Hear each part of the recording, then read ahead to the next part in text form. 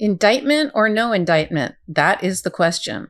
Will there be an indictment today? It is Thursday, July 27th, and by all accounts, everybody was gearing up for an indictment today. News media was parked outside the courthouse in Washington, D.C., reporting on every move that was happening. The grand jury came in this morning. They could see them filing into the grand jury room, and prosecutors were there, and everybody expected an indictment to come today. But what happened? What we know happened today is that that two of Donald Trump's lawyers, Todd Blanche and John Lauro, who's a new lawyer added to his team, have met with prosecutors in what seems like a last-ditch effort to try to get them to not indict Mr. Trump for the third time now. This will be his third criminal indictment for January 6th and all of the things that happened both before, during, and after that date to try and steal the election back from the American people. So what's going on? Let's talk about what's going on, when we can expect an indictment, and what's happening. So we all know, by all accounts, Jack Smith has been in the grand jury furiously presenting evidence, presenting testimony, calling witnesses, all related to January 6th in Washington, D.C. We don't know the scope of what's going to ultimately happen. We don't know if it will be the full many, probably 100-count indictment that he could be charged with for all of the incidents that Mr. Trump participated in an effort to both pressure the states to put in a false slate of electors, to pressure Mike Pence to not certify the election, and ultimately to foment violence and try to stop the certification, which they temporarily did on January 6th, and create violence in the Capitol.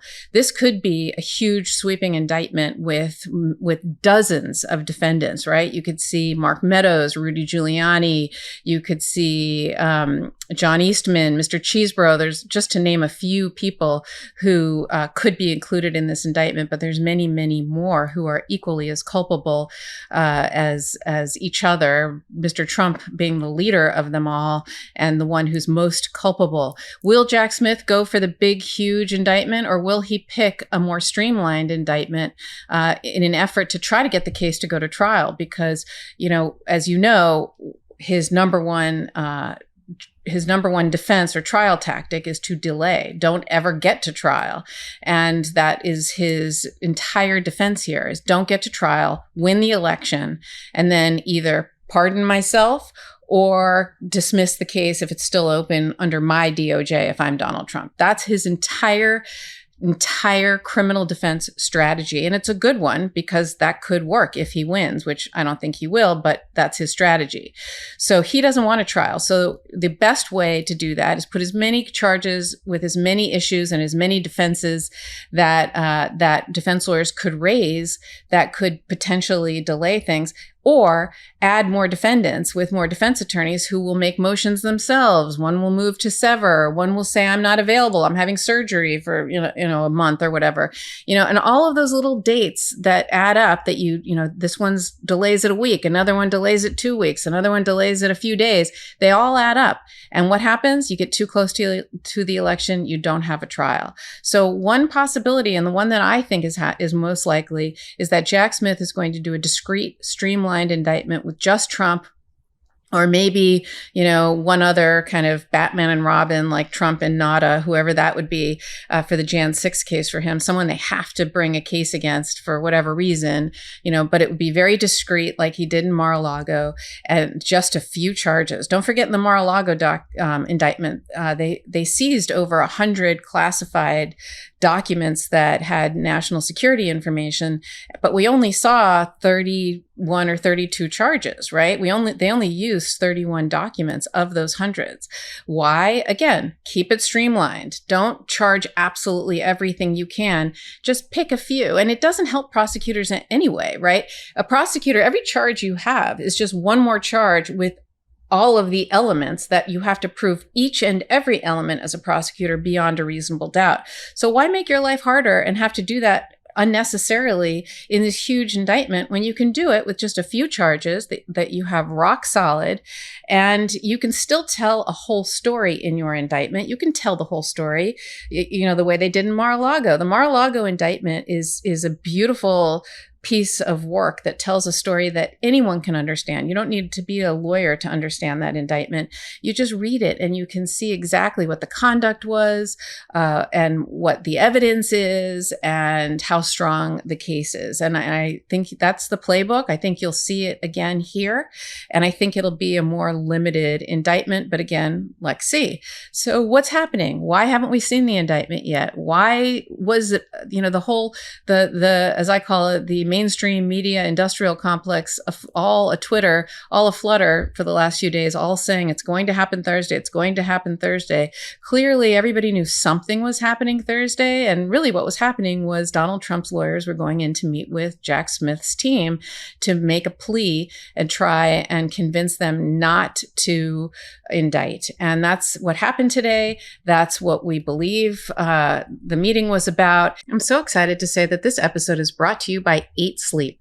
We spend almost half our lives in bed, and if you're a woman of a certain age like me, regulating your body temperature and getting a good night's sleep can sometimes be a challenge. My old mattress was old school. It would overheat while my husband and I were in it together, causing us to toss and turn and not get a good night's sleep. And inevitably, when he was hot, I was cold, and vice versa. There's nothing worse than tossing and turning or sweating in the night, whether it's because of the summer heat or your body heat. The pod cover by 8 Sleep will keep you cool all night, all the way down to 55 degrees Fahrenheit if that's the temperature you choose, so you wake up feeling fully refreshed. The pod cover by 8 Sleep fits on top of any bed like a fitted sheet, and it will improve your sleep by automatically adjusting the temperature on each side of the bed based on your and your partner's individual likings. It can cool down, it can warm up, and it adjusts based on the phases of your sleep and the environment that you're in. The other thing I love about 8 Sleep is it genuinely helps improve your sleep routine and your habits and your overall sleep quality. I really love the temperature control, and that both me and my husband can set our side of the bed, each to our own liking. And I love the gentle vibrating alarm that you set each morning. And I wake up feeling refreshed after a great night's sleep, allowing me to start the day off right. My husband loves 8 Sleep's technology, which is incredible. While the temperature part is the biggest game changer for me, the pod cover has other amazing features thanks to the pod's sleep and health tracking. You can wake up to a personalized sleep report for you each morning that offers insights into how certain behaviors like late night exercise or caffeine impact your sleep and overall health. The pod cover by 8 Sleep truly provides the ultimate sleep experience. I've never experienced sleep like this, and the pod's cooling technology has been a lifesaver for me at this phase of my life. So if you're a woman of a certain age like me, and we all know who we are, invest in the rest you deserve with the 8 Sleep pod. Go to 8sleep.com/legalaf and save $150 on the pod cover.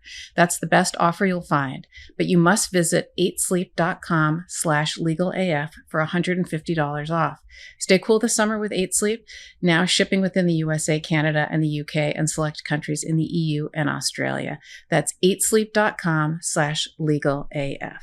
And Donald Trump, after the meeting, said, that there was no indication given that there was any kind of notice, during that meeting that was given about what's going to happen. We haven't been notified that we're going to be indicted. And he, of course, went on to his fake Twitter and tweeted about what he thought happened, or what he wanted us to know about the meeting. And I'm going to read it to you, what he said.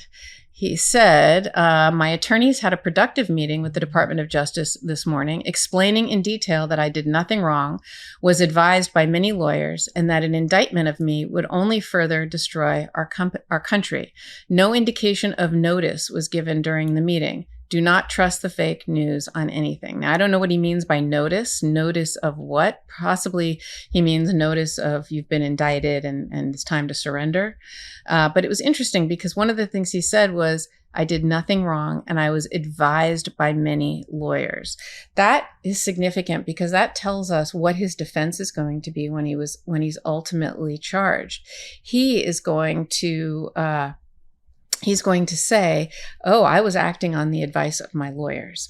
And that is potentially a defense. I don't think he has it here because his lawyers weren't acting as lawyers. In fact, two federal judges, one in particular has already ruled that John Eastman, for example, was not acting as his lawyer, therefore piercing the attorney-client privilege and saying that the crime fraud exception to the attorney-client privilege applies, and therefore we were able to, or prosecutors were able to get access to conversations and notes that were given by him about, between he and Donald Trump. And that has happened on a couple occasions because these are co-conspirators. This isn't a lawyer giving good faith advice that a client can hide behind. These are criminal co-conspirators working together to commit a crime. And that's what this indictment is going to show.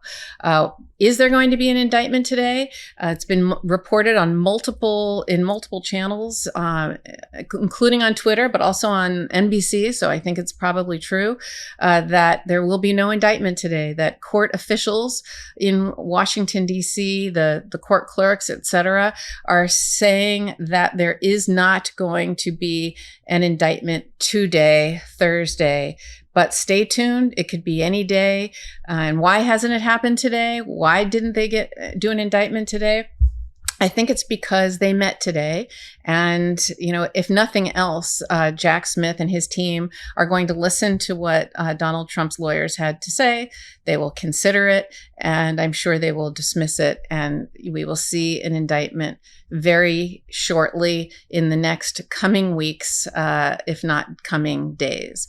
So that's where we are today. We also know that Fani Willis put up some barriers in front of her courthouse.